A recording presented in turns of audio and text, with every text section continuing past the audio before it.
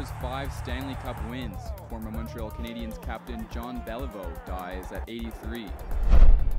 It's been 30 years since a toxic accident in Bhopal, India. A Ukraine nuclear plant accident sets off fears of Chernobyl-like disaster. See it. It's happening, and it's happening fast. And NASA announces plans to launch a spacecraft for humans to Mars. Hi, and welcome to Humber News. I'm Patrick Valois, coming to you from our newsroom here at Humber College North Campus. A manhunt is underway in British Columbia for suspects who shot an RCMP officer early this morning. The officer was in Kamloops conducting a traffic stop when police say there was an exchange of gunfire. He was rushed to hospital with serious injuries and is undergoing emergency surgery.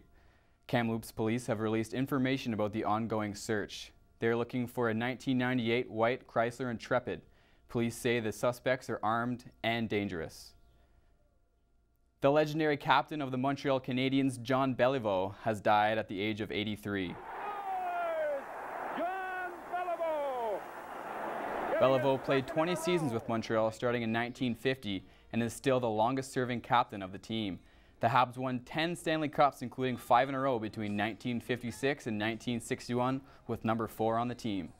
Off-ice, Beliveau was known as a gentleman and a class act. John Beliveau, dead at the age of 83. Meanwhile, in Hong Kong, leaders of the months-long protest are calling for a retreat. The 3 leaders of the Occupy Central movement surrendered to police today. They're urging the rest of the group to go home over fears of violence. However, protesters are continuing their occupation so far.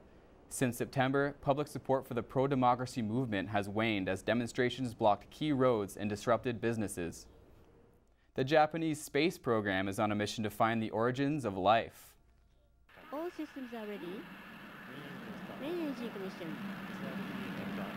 SLB ignition and liftoff. A space probe named Hayabusa 2 was launched early this morning on a 6-year adventure to collect samples from an asteroid. The asteroid is believed to have formed at the dawn of the solar system and could contain organic matter that may have contributed to life on Earth. From a mission of discovery to what's expected to lead to a mission to Mars, NASA is launching its latest spacecraft to take us deeper into space than ever before. Orion's first trip will be unmanned and will test the spacecraft by flying it twice around the Earth. The gumdrop-shaped spacecraft is scheduled to lift off just after sunrise tomorrow. The Kennedy Space Center has been upgrading its facilities to breathe new life into the U.S. space program. To the Middle East now, where Israel will be heading to the polls 2 years ahead of schedule. The feuding coalition government voted to dissolve parliament this morning. This comes one day after Israeli Prime Minister Benjamin Netanyahu fired key members of his administration. The coalition of 5 parties has been in constant battle, and Netanyahu says his staff were undermining him. An election date has been set for March 17th. In Eastern Europe, Ukraine officials have reported an accident at Europe's largest nuclear power plant, but say it poses no danger. The accident is said to have affected the power output system. The setback comes at a time when the country is already dealing with a power crisis. The region is still reeling from the nearly 30-year-old Chernobyl disaster, which killed thousands. The Ukraine energy minister says the plant will resume normal operations by Friday. And today marks 3 decades since the disaster in Bhopal, India that killed thousands of people. Unfortunately, it's not a tragedy of 1984, it's a tragedy of 2014. You have some of the poorest communities in Bhopal having to live with ill health, without cleaning up of the toxic waste. And a pesticide factory sent clouds of lethal gas into thousands of homes. It was a silent killer that claimed its victims in their sleep. Official numbers show more than 5,000 died, but activists say 25,000 have died from related illnesses since then.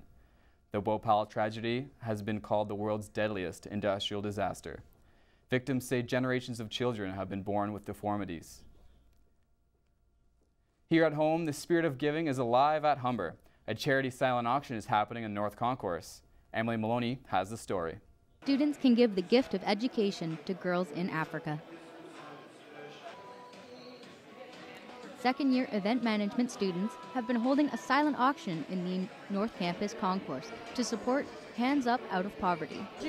Overall goal is to raise $5,000 total to be able to donate to the charity. It's a nonprofit organization, so all of the money that's raised today would go directly to the charity and the girls in sub-Saharan Africa to help them with their schooling.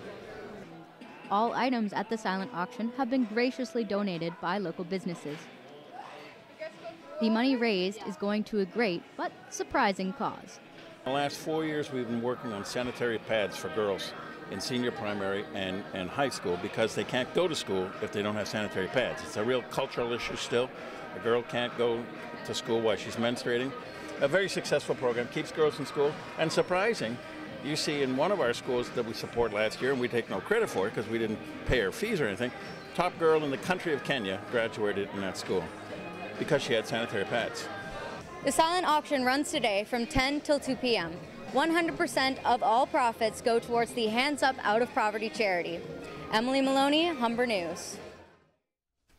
It's day 2 of the HSF De-Stress event here at Humber, where students are coming out to wind down. The semester is ending and students are feeling the pressure of exams. The De-Stress event runs today until 3 p.m. in the North Campus Student Center. David's Tea is giving out free caffeine hits featuring glitter and gold and vanilla chai. Some students summoned their inner Picasso and painted their worries away. De-Stress events take place on campus throughout the year. It's Christmas time in the city, and the annual one-of-a-kind Christmas show has all your shopping needs. Our reporter Victoria Shaka joins us live with the story.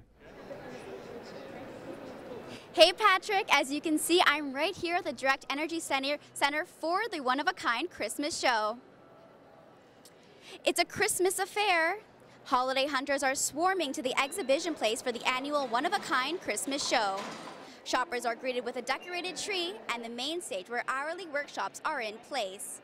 Up to 100 unique vendors are present here at the center, offering gifts, decorations, and even quirky presentations as well. So come on over and get in the spirit. The show runs until the end of this week. All right, so I'm here. You can come in. Hi, so I'm here with Andrew Moyes, the Senior Manager of Accounts and Projects here. So, Andrew, tell us, what can visitors expect to see at the show? Well, the one-of-a-kind show offers visitors a shopping experience like none other. We've brought over 800 artists out of their studios for people to come in to meet, to understand what inspires them to create the beautiful pieces and share that connection, which is really very special. Awesome. Thank you so much. All right, so the show will be running until December 7th, live from the exhibition place. I'm Victoria Shaka. Now back to you, Patrick.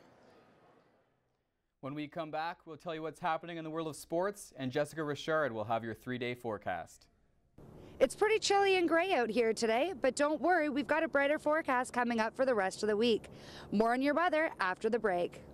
Over pandas, there's a new teddy bear in town. A Chinese safari is showing off 2 new baby koalas. The park has been breeding the furry creatures since 2006. It first imported 6 koalas from Queensland, Australia, but most recently they welcomed the birth of 2 more babies. The safari park is the second most successful zoo to raise the animals after Australia.